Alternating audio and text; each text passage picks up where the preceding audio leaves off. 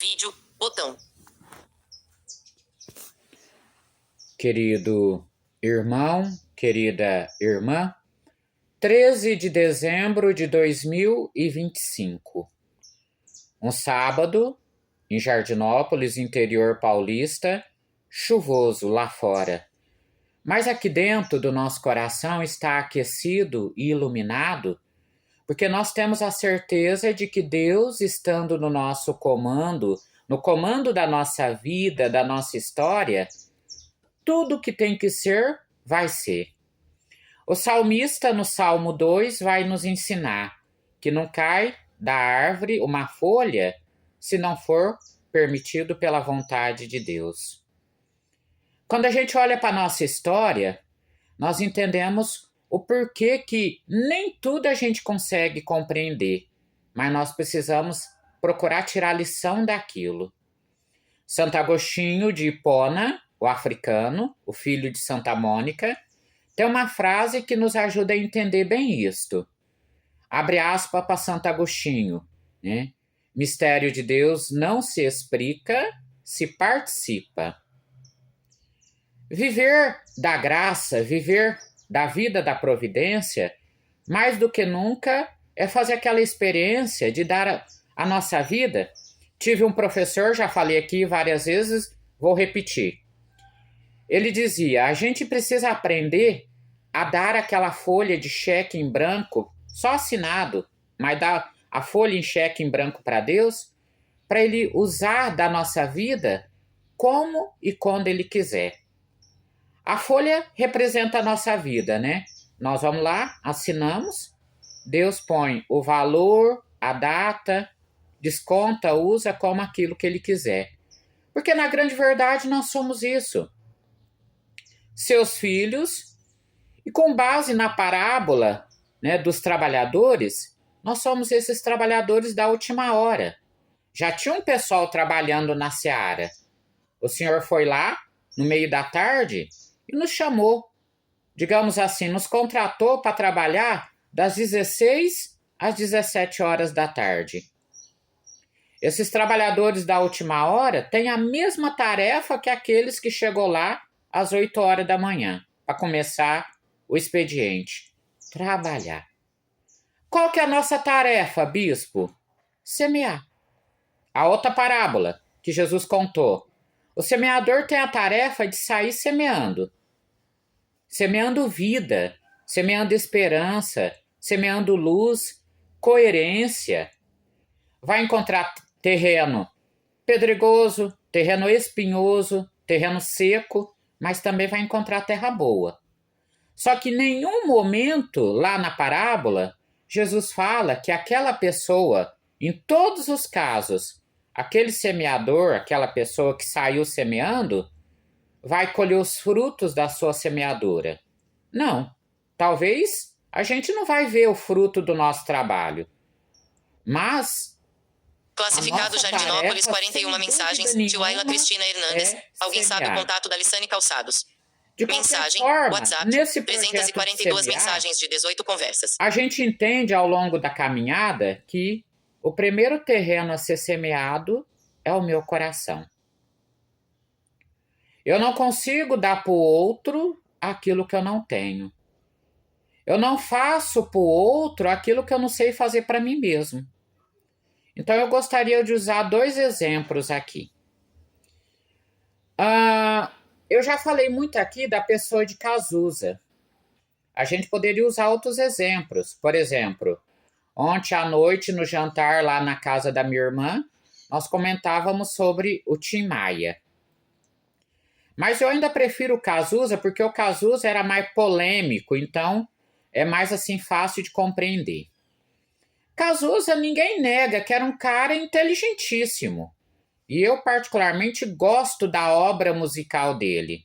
Principalmente depois que ele deixa o Barão Vermelho e passa a seguir uma carreira solo, fazendo um estilo um pouco mais romântico, deixa um pouco aquela coisa do rock dos anos 80 um pouquinho de lado e faz uma linha mais romântica, né? Codinome Beija-Flor e outros é maravilhoso. Só que como todo ser humano, inclusive eu e você, ele tinha luzes e trevas dentro dele. Luzes, nós precisamos aumentar, intensificar essa luz que nós temos. O que é luz, bispo?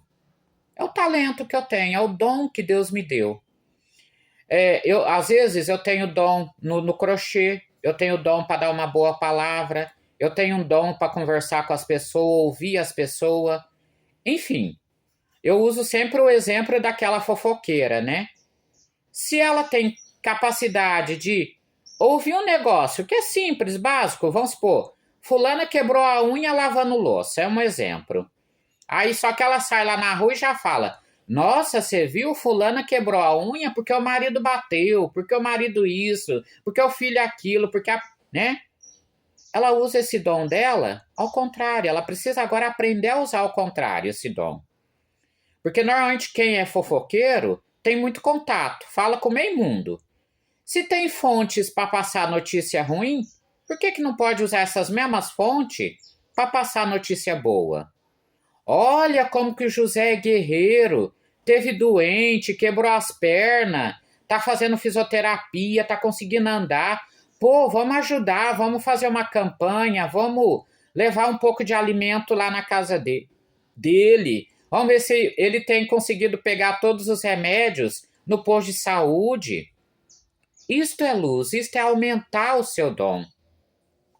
No caso das trevas, essa mesma Dona Maria aí fofoqueira, ela sabe que o que ela faz é errado, mas ela é movida pelo vício, porque tudo aquilo que é ruim pega a gente na nossa fragilidade.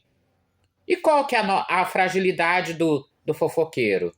É cômodo falar da vida alheia, porque já que eu não dou conta de resolver os meus problemas, então eu vou me iludir, vou fingir que dentro da minha vida não tem problemas e vou olhar a vida do outro.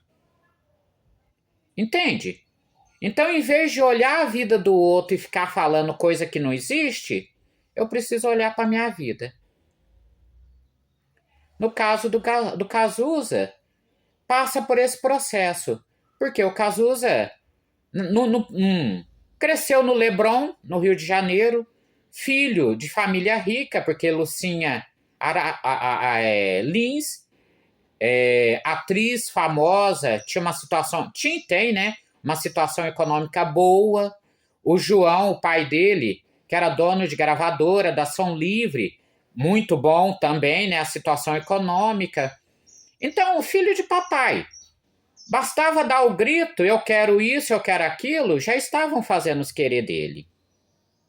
Cresceu numa fase assim complicada da sociedade brasileira, então achava que podia ser o dono da verdade, sendo que ninguém é dono da verdade, ninguém. E aí enveredou pelo caminho da bebida, pelo caminho das drogas, pelo caminho do sexo livre, bagunçado, desorganizado, e tudo que é demais é ruim, não é bom, não é legal, não é um negócio assim legal. Então, né?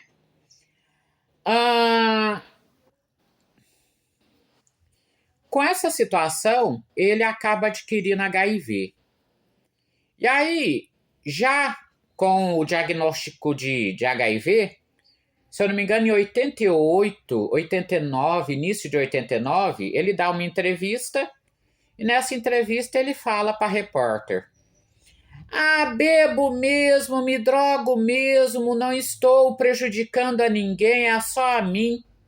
Só que ele esqueceu que, como um cantor, como um influencer da época, embora naquela época não existia esse termo, mas, né, pelo menos até onde eu sei, eu acho que não existia. Mas ele arrastava muita gente. E tem muita gente que ainda não aprendeu a ter personalidade própria. Mesmo gostando de um ator, de um cantor, de um escritor, de um jornalista, de um jogador de futebol, mas ter personalidade. Eu gosto do cara, eu acompanho o trabalho dele, mas eu faço as coisas por mim, eu não sou Maria vai com as outras. E aí esse é o problema. Tinha muita gente que poderia seguir essa mesma vibe dele. E isso pegou mal. Tanto é que, passado pouco tempo depois, a assessoria de imprensa, né, dele teve de corrigir isto. Ao certo, eu não lembro como que foi feita essa correção, mas teve de fazer.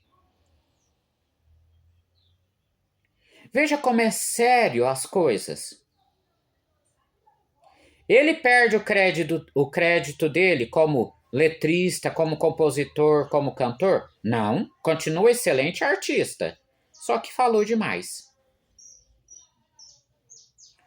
O segundo exemplo, para contrabalancear esse do Cazuza, nós falamos de Santa Luzia, a memória festiva de hoje, a nossa madrinha espiritual. Entre meios cegos, eu já contei aqui, mas nunca é demais repetir. É motivo de orgulho até. Meu pai, meu finado pai era cego, minha tia Nilde era cega, tio Pedro, casado com a minha tia Gabriela, por parte de mãe, era cega.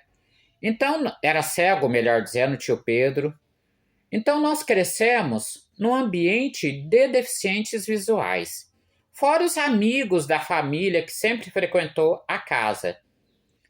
E entre os cegos católicos, mesmo que não estava na missa todo final de semana, mas que professava a fé católica, nós sempre ouvimos dizer Santa Luzia é nossa madrinha espiritual.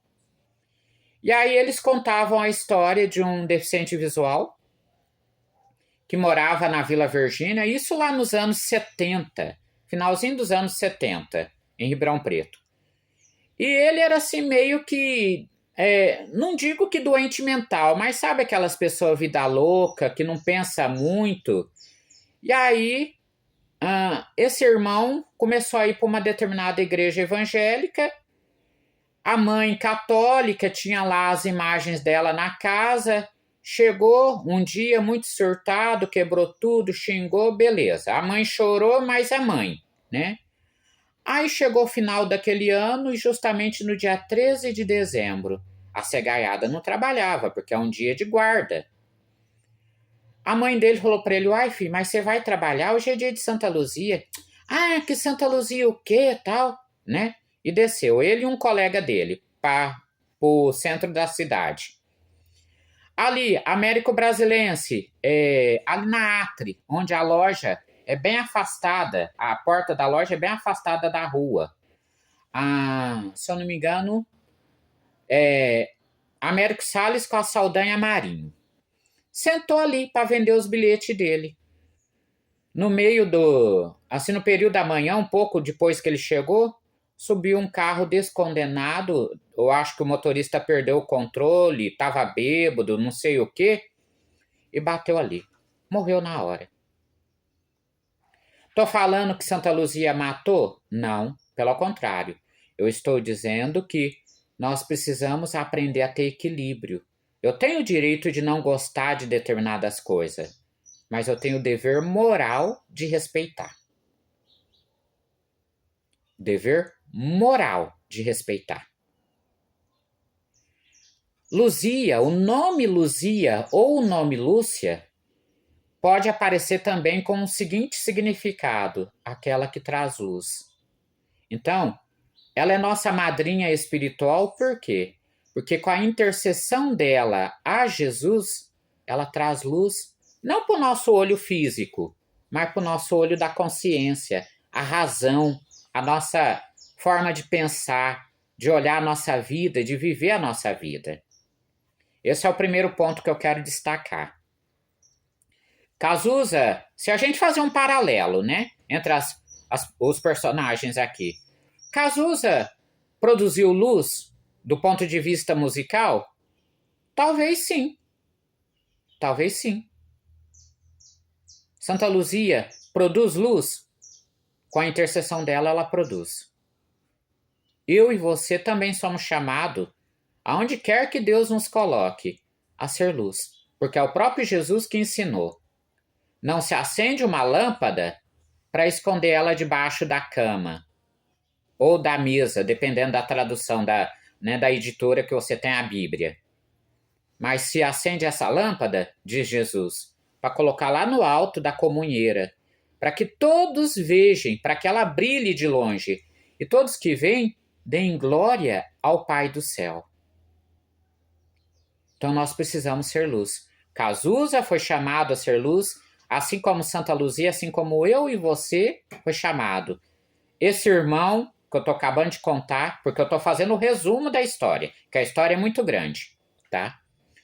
Todos, a humanidade toda, em todos os tempos, é chamada a ser luz. Para terminar, contando um pouquinho da história de Santa Luzia. Luzia vive no período da igreja aí primitiva ainda, em Siracusa. Se não me falha a memória, ela vive no período do imperador Diocleciano. A mãe dela ficou muito doente e a mãe era devota de Santa Águeda. Luzia faz uma promessa, embora eu já falei aqui também, cuidado com as promessas, mas eu falo disso de novo em outro momento. E aí ela promete que se Jesus curasse a mãe dela pela intercessão de Santa Águeda, ela iria levar a mãe dela lá no túmulo, para visitar a sepultura de Santa Águeda. Só que só tinha um problema. Um jovem rico da cidade, que não era cristão, tinha-se uma atração, um certo fetiche, um amor platônico, uma coisa meio assim, difícil de definir por ela. E ela já tinha desde jovem, desde novinha no coraçãozinho dela, que ela queria ser consagrada ao Senhor, corpo e alma. Então ela pede, quando a mãe dela alcança a graça, ela pede: mãe, me liberta desse compromisso, eu não quero casar. E ela explica a situação. A mãe, mesmo com medo, mas aceita, atende o pedido, porque é mãe, né? É mãe. E aí aqui começa o dilema de Luzia. O jovem ameaça, coage, xinga, mas ela é firme. Sou de Deus, pertenço a Jesus Cristo. Como que faz falta essas Luzias e essas Lúcias, né, no meio do mundo? Porque Luzia e Lúcia, lembra que eu falei? Em algumas situações vai vir com o mesmo significado, aquela que traz luz. Como que faz falta essa luz? Essa clareza. Então ele denuncia Luzia ao prefeito da cidade, ao prefeito Pancrácio. Ela é presa, eles fazem uma série de ameaças e ela mantém, porque a coação era o seguinte: oferece incenso aos ídolos e nós poupamos a tua vida. E ela não queria. O prefeito então fala para ela: bom, então nós vamos levar você para o puteiro. Conta a história que vários homens tentou tirar ela do chão, mas o corpo dela pesava. E aí ela tem, nesse momento aí, aquela frase que eu sempre uso: vocês podem matar o meu corpo, mas a minha alma é do Senhor. Ela é morta ali, o martírio dela acontece ali. Por fim, bispo, por que a imagem de Santa Luzia ela tem um pratinho na mão com os 2 olhos? Existe muita mitologia em torno disso, tá? Dos olhos. Mas eu prefiro fazer a seguinte leitura. Aqueles olhos no pratinho, assim, a forma de dizer que Luzia lutou por aquilo que ela via, mas não com os olhos físicos, o olho da fé. Lembra que São Paulo escreve aos Hebreus: a fé é o firme fundamento daquilo que eu não vejo com o olho físico, mas o meu coração, o meu espírito afirma, diz que é digno de fé, de respeito. Luzia é Deus? Porque alguns podem dizer: tá idolatrando muito Luzia. Não, Luzia não é Deus, nunca foi, nunca será. Mas Luzia é um desses inúmeros modelos que nós temos para a gente também não desanimar da nossa batalha diária. Sou de Deus. Ontem, no estudo do Evangelho, a palestrante usou uma frase que eu achei muito interessante. Abre aspas para nossa irmã Anastácia. Jesus Cristo é o maior modelo no segmento de Deus Pai. Embora existam outros modelos, mas Jesus Cristo sempre e em todos os tempos é o maior modelo no segmento de Deus Pai. Grave isso no teu coração. Então, olhar para o santo, ter devoção, ter carinho, não é idolatria, desde que seja bem dosada. Luzia, Estevão, Inês, Anastácia e tantos outros são modelos menores, né? No primeiro degrau, no primeiro, segundo degrau da escada. Lá em cima, terminando, já no final da escada, Jesus Cristo é o maior modelo. Mas em qualquer um desses modelos, o objetivo é chegar a Deus.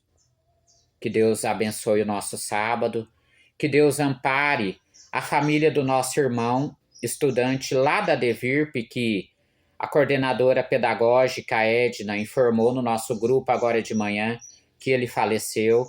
Nosso Senhor deu consolo necessário ao coração de toda a família que aqui ficam. Eu vejo que Deus não separa em definitivo aqueles que se amam. Pelo contrário, é que a missão dele por aqui terminou, mas lá no céu vai continuar. A nossa missão por aqui ainda continua. Um dia nós nos reuniremos, aqueles que nós amamos no céu, e juntos entoaremos um grande hino de louvor a Deus Pai pela vida. Ao nosso irmão que foi, também a nossa oração, a certeza e o desejo sincero que Deus o ampare e proteja. E a todos nós, as Luzia Furquini, nossa querida irmã, está fazendo aniversário hoje. Trabalhamos muito na Vila Reis, há 35 anos atrás, mais ou menos. Que Deus ampare e proteja você, saúde, luz, bênção. Deus a proteja muito. E a você, meu querido irmão, ore pedindo luz, pedindo essa clareza da fé. Como que eu amo Deus? Como que eu acolho Jesus Cristo na minha vida? Como que eu me abro para o agir do Espírito Santo? Mais do que nunca, a docilidade do alto é necessária nessa avaliação. Só que a gente não pode esquecer o conselho do Cristo. Para que a gente possa viver com essa clareza, nós precisamos ser humildes como as aves do céu, simples, mas astutos como as serpentes do deserto. Deus nos proteja hoje e sempre. Amém.